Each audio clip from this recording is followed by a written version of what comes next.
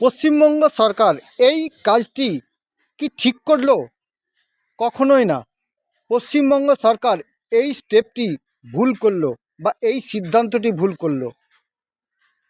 আগে আমাদের গৃহ ট্যাক্স, যাকে ঘরের ট্যাক্স দেওয়া হয়, সেই ট্যাক্সটা ছিল 250 টাকার থেকে সামথিং কিছু বেশি। আজ সেখানে 3 গুণ 4 গুণ করে দিল আমাদের বর্তমান পশ্চিমবঙ্গের মাননীয় পঞ্চায়েত মন্ত্রী শ্রী দিলীপ ঘোষ মহাশয়। এটা সাধারণ মানুষ কি মেনে নেবে? আপনারা অবশ্যই কমেন্টে জানাবেন। এই ট্যাক্সটা গরিব দুঃখীদের কাছে বছরে 1200 টাকা বহন করা সত্যিকারে খুব দুষ্কর হয়ে পড়বে।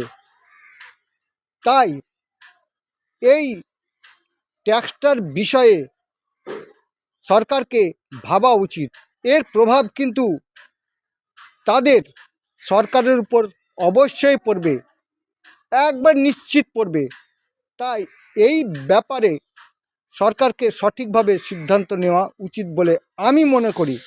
আপনাদের মতামত কি? আপনারা অবশ্যই কমেন্টে জানাবেন। ধন্যবাদ।